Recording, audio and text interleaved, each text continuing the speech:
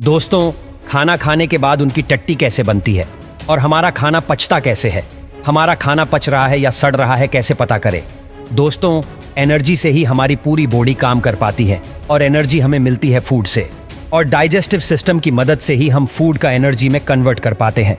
हम तो सिर्फ खाना खाते हैं और वॉशरूम जाकर वेस्ट को बॉडी से बाहर निकाल देते हैं, लेकिन खाने से लेकर वॉशरूम जाने तक हमारा डाइजेस्टिव सिस्टम बहुत ही ज्यादा मेहनत करता है। और इस वीडियो में हम यही देखेंगे कि डाइजेस्टिव सिस्टम काम कैसे करता है। डाइजेशन तो खाना खाने से पहले ही शुरू हो जाता है। जब हम खाने के बारे में सोचते हैं तभी हमारे मुंह में पानी आ जाता है। वो पानी नहीं होता है, उसे सलाइवा कहते हैं। जब हम खाना चबाते हैं तब दांत की मदद से हम फूड को छोटे छोटे पीसेस में ब्रेक कर देते हैं और साथ ही खाना और सलाइवा मिक्स हो जाते हैं। हमारे मुंह के अंदर सलाइवरी ग्लैंड्स होते हैं जो सलाइवा बनाते हैं और रिलीज भी करते हैं।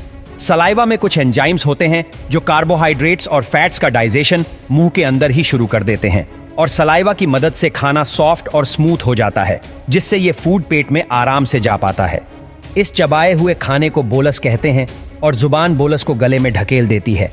गले में दो रास्ते होते हैं, एक लंच का रास्ता और दूसरा पेट का रास्ता। अब बोलस को यहाँ से जाना होता है पेट में, पर दो रास्ते होने की वजह से बोलस लंग्स में भी जा सकता है और पेट में भी जा सकता है।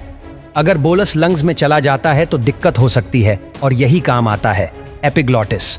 एपिग्लॉटिस दरवाजे जैसा होता है जो हवा की नली पर लगा होता है। वैसे तो एपिग्लॉटिस हमेशा ही खुला रहता है, लेकिन जब हम खाना खाते हैं या पानी पीते हैं तब एपिग्लॉटिस बंद हो जाता है, और तब खाना या पानी हवा की नली में नहीं जा पाते हैं और इस तरह बोलस फूड पाइप में आ जाता है। फूड पाइप को ईसोफेगास भी कहते हैं। फूड पाइप 25 सेंटीमीटर जितना लंबा होता है और फूड पाइप अंदर से इलास्टिक जैसा होता है, और इसी वजह से फूड पाइप बोलस को पेट में ढकेल पाता है, और सलाइवा की वजह से बोलस बिना अटके फूड पाइप से आसानी से गुजर पाता है। फूड पाइप के एंड पर कुछ मसल्स लगे होते हैं जो फूड को यानी बोलस को वापस फूड पाइप में जाने से रोकते हैं। इन मसल्स को LES लोअर ईसोफेगास स्फिंक्टर कहते हैं। जब LES रिलैक्स हो जाते हैं तब बोलस पेट में आ जाता है। पेट में पहुंचने के बाद बोलस की पिटाई शुरू हो जाती है। हमारा पेट खाने को सिर्फ होल्ड नहीं करता है, बल्कि एक ग्राइंडर की तरह फूड को पेस्ट में बदल देता है, और इसी इलास्टिक पावर की मदद से स्टमक फूड को पेस्ट में बदल पाता है। स्टमक अपनी इलास्टिक पावर से फूड को इधर उधर ढकेलता है, जिसके कारण फूड पेस्ट में बदल जाता है, और पेट में एसिड भी होता है, और वो एसिड है HCl हाइड्रोक्लोरिक एसिड। दोस्तों, HCl बहुत ही ज्यादा स्ट्रांग होता है, और पेट के मसल्स को HCl से बचाने के लिए पेट में म्यूक्स रिलीज किया जाता है, जो HCl को पेट के मसल्स के साथ रिएक्ट करने नहीं देता है। HCl का काम होता है फूड को डाइजेशन के लायक बनाना, और दूसरा काम होता है डाइजेस्टिव एंजाइम्स बनाना।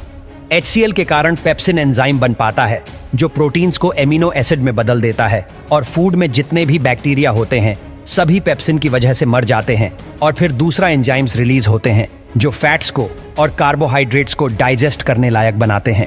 तो पेट में फूड 6 से 8 घंटे के लिए रहता है, और इन 6 से 8 घंटे में फूड लिक्विड में बदल जाता है। इस लिक्विड को काइम कहते हैं। तो काइम 6 से 8 घंटे बाद चला जाता है स्मॉल इंटेस्टाइन में, पर स्मॉल इंटेस्टाइन में जाते समय काइम बाइल जूस और पैनक्रिएटिक जूस के साथ मिक्स होता है। बाइल जूस बनता है लिवर में और स्टोर होता है गॉल ब्लैडर में, और बाइल जूस फैट्स को ब्रेक करता है।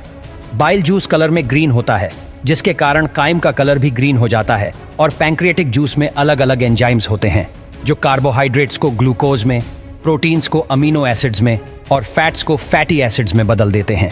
तो इस तरह विलाई की मदद से हम फूड से एनर्जी ले पाते हैं। स्मॉल इंटेस्टाइन से गुजरने के बाद काइम चला जाता है लार्ज इंटेस्टाइन में।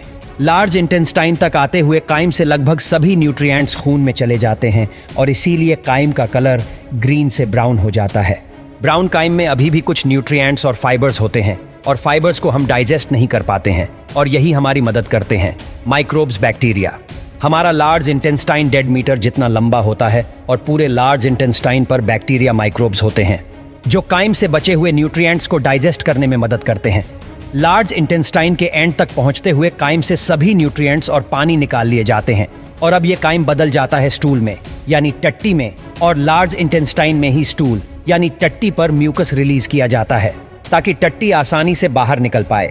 लार्ज इंटेस्टाइन में फूड बहुत ही धीरे डाइजेस्ट होता है, और इसीलिए लार्ज इंटेस्टाइन में फूड को पूरी तरह डाइजेस्ट होने के लिए 30 से 40 घंटे लगते हैं। फिर 30 से 40 घंटे बाद स्टूल चला जाता है रेक्टम में, जो कि टट्टी को स्टोर करता है। और जब रेक्टम भर जाता है तब हम वॉशरूम जाकर उसे खाली कर देते हैं। तो इस तरह फूड डाइजेस्ट होकर बाहर निकल जाता है।